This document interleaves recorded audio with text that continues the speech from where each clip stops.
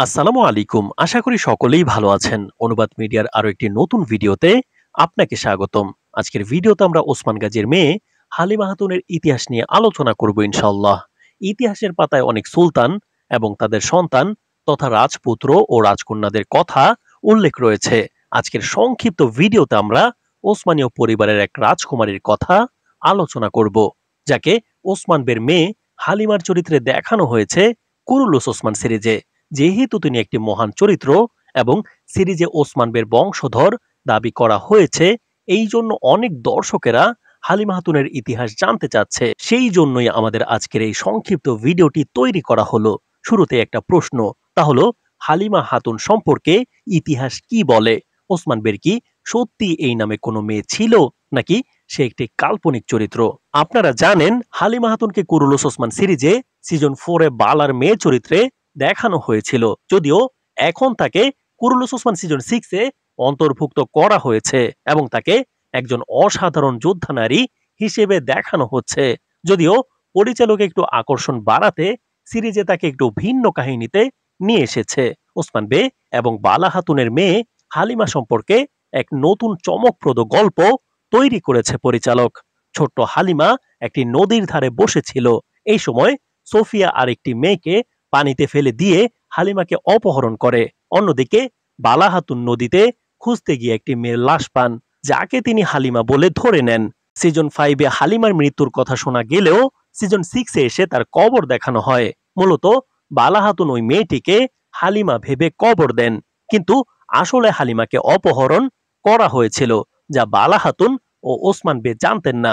পরে সোফিয়া হালিমাকে নিজের মেয়ের মতো করে বড় করে তোলে এবং নাম দেয় পয়না।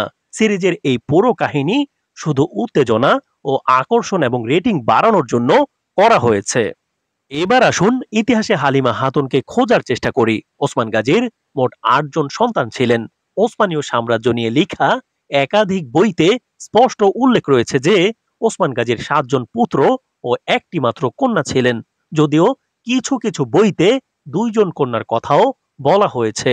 ওসমান গাজীর পুত্ররা হলেন আলাউদ্দিন পাশা, যিনি 1280 থেকে 1331 সাল পর্যন্ত জীবিত ছিলেন, তবে কখনো সুলতান হতে পারেননি।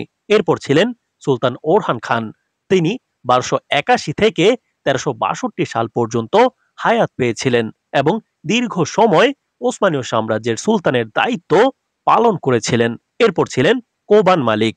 সে 1290 থেকে 1366 সাল পর্যন্ত জীবিত ছিলেন।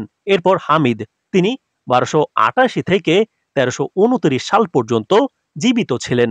এরপর পাজারলো, সে 1285 থেকে 1311 সাল পর্যন্ত জীবিত ছিলেন।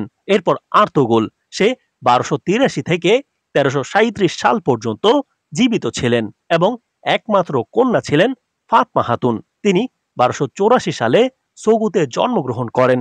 তবে কিছু বইয়ে ওসমান গাজীর একটি মেয়ের কথা উল্লেখ থাকলেও নাম উল্লেখ করা নেই। এই জন্য অনেকে হালিমা নামেও তাকে পরিচয় দিয়ে থাকে। যেহেতু সিরিজে অনেক ঐতিহাসিক বই ও সমসাময়িক বিষয় মাথায় রেখে স্ক্রিপ্ট লেখা হয়, সুতরাং হালিমা বা ফাতমা যে কোনো একটি মেয়ে দেখানো উচিত ছিল সিরিজে, তাহলে ইতিহাসের সাথে কিছুটা মিল পাওয়া যেত। ইতিহাসে ওসমান গাজীর একমাত্র কন্যাকে অটোমান সাম্রাজ্যের প্রথম রাজকুমারী হিসেবেও ইতিহাসে উল্লেখ রয়েছে। তাহলে প্রশ্ন জাগে, যেহেতু ইতিহাস অনুসারে ওসমান বের একটি মাত্র কন্যা ছিল, তাহলে ওসমান বের 2 মেয়েকে কুরুলুস ওসমান সিরিজে কেন দেখানো হচ্ছে? ঐতিহাসিক কন্যাকে ফাতমা খাতুন নাকি হালিমা খাতুন? ওসমান গাজীর একমাত্র মেয়ে 1284 সালে সৌগুদ শহরে জন্মগ্রহণ করেছিলেন। সে ওসমান বের মতো সাহসী ও যোদ্ধা নারী ছিলেন।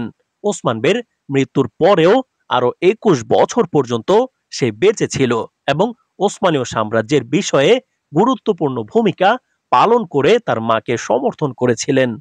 কিন্তু ওসমান বের একমাত্র মেয়ের নাম ফাতমা খাতুন, তবে কিছু জায়গায় তাকে হালিমা খাতুন বলা হলেও এটার তথ্য খুবই দুর্বল। ওসমানীয় সাম্রাজ্যে হালিমা খাতুন নামে একমাত্র মহিলা ছিলেন ওসমান বের মা এবং আর্তুগুল গাজীর স্ত্রী হালিমা খাতুন। সুতরাং নাম নিয়ে সন্দেহ থাকলেও ওসমান গাজীর একটি মেয়ে ছিল, এটা স্পষ্ট। সুতরাং হালিমা খাতুনের যে চরিত্রটি ওসমান গাজীর দ্বিতীয় মেয়ে হিসেবে আনা হয়েছে, তা একটি কাল্পনিক চরিত্র। তাকে ইচ্ছাকৃতভাবে ওসমান বে এবং বালা খাতুনের মেয়ে বলা হলেও বাস্তবে তেমন কিছু ছিলই না, কারণ ওসমান গাজীর একমাত্র কন্যা মালহুন খাতুনের গর্ভে জন্ম নিয়েছিলেন।